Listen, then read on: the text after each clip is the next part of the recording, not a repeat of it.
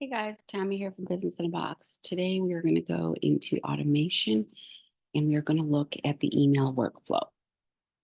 So I go to the side to automation, and then at the top you're going to be under workflow. And if you look in here, we're going to have a workflow for our olylife prospects. And so you just click on there, and there you are going to see the emails that they're getting, the order that they're going to get it in, and the trigger.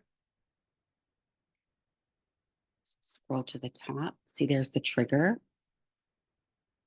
Just got kicked out. Okay, we'll just go back. So automation, workflows. We're going to go into olylife prospects, right? Because that's the one that we're working on. You can make as many workflows as you want on the CRM. Pull it up. So that's the entire workflow. It's pretty big, okay? I want to show you here settings. So here, allow reentry right now.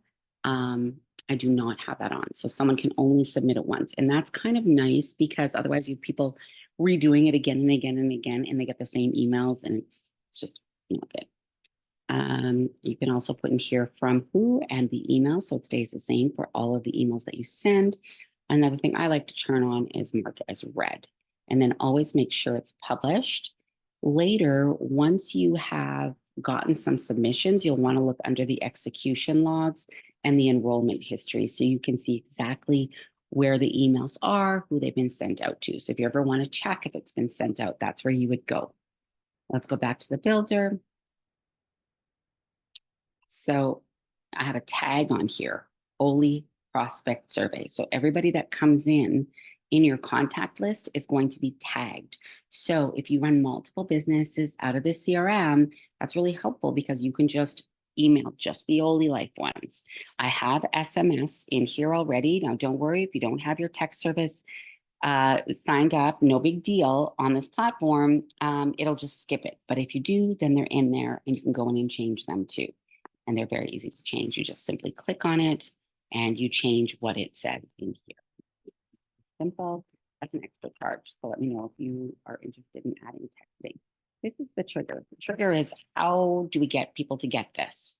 So right now we have survey submitted. Survey is olylife opt-in. So when they fill in that opt-in, right, to see the webinar, we're going to get their contact information. Once we have their contact information, we are going to be sending them emails explaining what olylife is and all the amazing things it can do.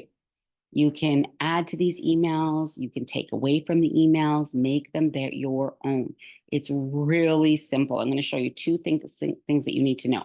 How to add an email, you press plus. Okay, let's search email, send email. And then in here is where you would edit it. You put the name from. We already did this in the back end on the settings, right? Then you write the subject line here. If you want to pick from a template, you can, which I'd recommend. And I'm going to show you something neat about that. So say you want to use the same template. Click this one. Edit it because you want different wording in it. Change it, do whatever you want, and then do save as a new template. So that way your old template is still there, but you've saved this one as a new one. So that's a neat little trick. Okay, so that's how you add an email. Then you would save it. I'm not going to save this. And then you want to often make it wait. You don't want to just send email after email after email. So you need to do plus wait, click wait. And now you do time delay. And you can just pick minutes, days, hours, whatever you want. But so that way you can create the workflow. And it's really neat once people start coming in here, you can see how many people are there. You can click on it, it will have the number and it will say who it is. You can tell exactly where they are, which is really nice for managing your people. And I have made this workflow so that if email 1 is opened, it'll go to email 2. If email 1 is not opened, it'll send email 1 again with a different subject. And then if that's open, then it will go to email 2. So that's the workflow I used. It's called a recipe. That's the recipe I used. You don't need to worry about that. Don't worry about it at all. Um, I just wanted you to know that that's how I did that. And if you are making new workflows, we have so many recipes in here for you to choose from, which is amazing. So once you get better at doing this and you want to create one, select a recipe, you guys. We have recipes from Shopify order to recipe for a WhatsApp back, like mixed call, right? All kinds of things, which is really cool.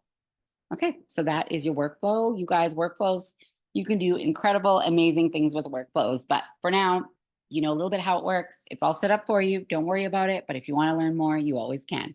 Again, make sure to join our Facebook group, Business in a Box Facebook group. If you haven't jumped on that onboarding call, jump on it. I find that's really, really important. And I hope this helped. I'm Tammy.